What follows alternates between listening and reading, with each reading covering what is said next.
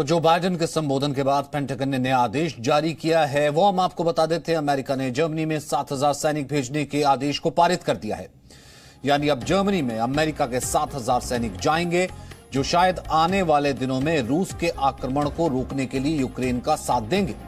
हालांकि अब से थोड़ी देर पहले जो बाइडेन साफ तौर पर कह चुके हैं और इस बात से इनकार कर चुके हैं कि यूक्रेन में वो सेना नहीं भेजेंगे। लेकिन अब पेंटागन की ओर से यह आदेश जारी किया गया है कि वो जर्मनी में अपने 7,000 सैनिक भेजेगा।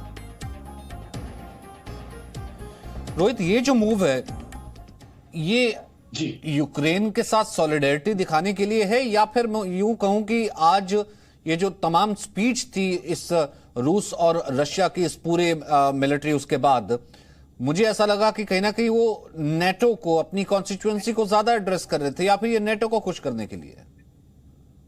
देखिए, ये आई थिंक एक स्ट्रेटेजिकली एक इंपॉर्टेंट मूव है, क्योंकि अगर गलती से, लेट्स से जस्ट अज्यूम करते हैं, अगर गलती से भी कोई बॉम्ब अगर गिर जाता है, लेट्स से पोलैंड में गिर जाता है, राइट, तो सबसे पहले तो we have to figure out, America intelligence agencies की, ये मिस्टेक थी, ये गलती थी, क्या था।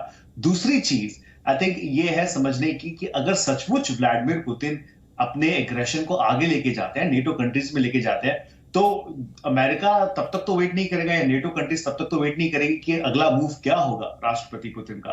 तो उनको डिटर करने के लिए नेटो फोर्सेस को और रशिया, जो अमेरिका है, अपने जो सोल्जर्स है उनको भेज रहा है, ताकि जो वॉर है उसे सिर्फ यूक्रेन तक सीमित रखा जा सके। और ये कल रात को जो मुझे बताया गया, कल रात को इसके बारे में पहली बार चर्चा हुई थी, फिर आज सुबह फिर से जब नेशनल सिक्योरिटी काउंसिल की बैठक हुई, उस पर चर्चा हुई कि क्या ये अभी करना चाहिए, इसे रुक के करना चाहिए। और फाइनली जो मैं एक पेंटागन के बैकग्राउंड कॉल पे गया था, तो उसमें जब ये सवाल पूछा गया तो उनका यही जवाब था बैकग्राउंड कॉल पे, कि ये इसलिए किया जा रहा है ताकि जो आसपास के जो नेटो एरियाज है वहां पे पुतिन कोई भी कंफ्यूजन ना क्रिएट कर दे या कोई मिसचीफ करने की कोशिश करे, तो उससे पहले ही वहां पे, अगर वहां पे सैन्य हो, वहां पे फोर्सेस हो, तो उससे सीमित रखेंगे यूक्रेन तक व्लादिमीर पुतिन अपनी इस जंग को। हाँ, और अगर सचमुच व्लादिमीर पुतिन पोलैंड में जाना चाहते हैं, जर्मनी जाना चाहते हैं, कहीं और जाना चाहते हैं, तो अमेरिका को और नेटो फोर्सेस को समय बर्बाद नहीं करना होगा अपने आप को एक्टिवेट करने के लिए। तो ये एक प्रीएम्प्टिव मेजर है, और साथ ही साथ ये दर्शाने की कोशिश की जा रही है, जो आप कह रहे थे सचिन, कि नेटो एलाइज को बताया जा रहा है कि देखिए, हम अपनी जो सेना है वो भेज रहे हैं, तो आप हमारे साथ एकजुट होकर खड़े रहिए।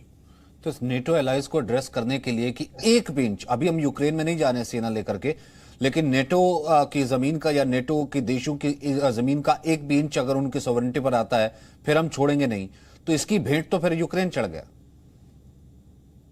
ये बात हम थोड़ी पहले भी कह रहे थे सचिन, बिल्कुल। Unfortunately Ukraine is paying a price. और देखिए, जब दो बड़ी सुपर पावर्स होती हैं तो अनफॉर्चुनेटली ऐसा होता है, हमने हिस्टोरिकली भी देखा है कि इस तरह की चीजें होती है। लेकिन मुझे एक बात और कहनी है सचिन, यहाँ पे देखिए, हम हमेशा भारत में भी इस बात की बात करते हैं कि अमेरिका जो है हमारा एलाय हो चुका है, और हमें इस मुल्क से डरने की जरूरत नहीं है, उस मुल्क से डरने की जरूरत नहीं है। मुझे लगता है कि हर देश को अपने आप को समर्थ बनाना चाहिए, अपने आप अपने बैलेंसेस, चेक्स एंड बैलेंसेस रखने चाहिए। और मुझे लगता है वहां पे यूक्रेन विफल रहा। अगर आप एक फॉर्मर यूएसएसआर टेरिटरी थे, बहुत सारे ऐसे देश हैं जो फॉर्मर यूएसएसआर टेरिटरीज थी, उन्होंने अपने आप को बैलेंस करके रखा with in the western powers and with Russia. तो मुझे लगता है उसमें कहीं ना कहीं यूक्रेन मात खा गया, और it's paying political price for its geographical location. और एक क्या ये सबक वो भी है ना, हम तमाम संगठन अब क्वाड से लेकर के G7 से लेकर के ना जाने कितने संगठन, कितनी ट्रीटीज कितने देशों के बीच होती है एक दूसरे के साथ, कभी हम अब सहयोग करेंगे और क्या अमेरिका, रशिया और चीन के एक टेबल पे नहीं बैठे, अभी आपको याद होगा हर जगह सब बैठे हैं। लेकिन ultimately when it comes to, जिसे कहते हैं सेव योर इंटरेस्ट, आप अपने दोस्त खुद ही हैं, फिर कोई आता नहीं आपको बचाने के लिए, और उस वक्त आपको खुद ही करना है। बिल्कुल। और देखिए, अगर मैं भारत की बात करूं, हमारा अमेरिका के साथ कोई डिफेंस, हम पार्टनर है, हमारा डिफेंस एग्रीमेंट नहीं है। तो इसलिए जब भी अमेरिका में भी, जब आज थोड़े दिन पहले लोग कह रहे थे कि भारत क्यों नहीं कहता रशिया के लिए या आप क्यों नहीं उठा रहे, या आप यूएनएससी में जो है आप वोट अब्सटेन क्यों कर रहे हैं? क्योंकि भारत को अपने रिलेशंस देखने हैं। अब भारत के जो नेबर्स हैं, वो भारत को पता है उनके नेबर्स कौन है, उनके नेबर्स के रशिया के साथ क्या रिलेशन है, वो भारत को पता है उनके नेबर्स के रिलेशंस क्या है। तो इसलिए हर जगह मुझे लगता है कि you always have to watch out. और इसकी सबसे बड़ी जो मिसाल है वो अमेरिका है। अमेरिका के बारे में कहा जाता है America does not have friends, it has interests.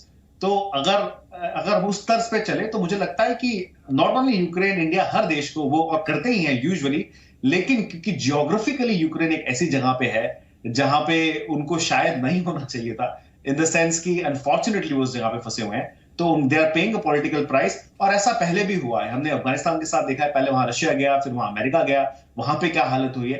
तो छोटी कंट्रीज के साथ जरूर ऐसा होता है। और इसीलिए मैं वापस से कहूंगा कि भारत के लिए सबसे अच्छी बात यह है कि we have government, we have think tank, we have good people who understand this, और जो स्ट्रेटेजिक ऑटोनॉमी है वो भारत की बरकरार है, और मुझे लगता है आने वाले समय में भी वैसा ही चलेगा। Presenting B News app available on Google Play and App Store. Download it now.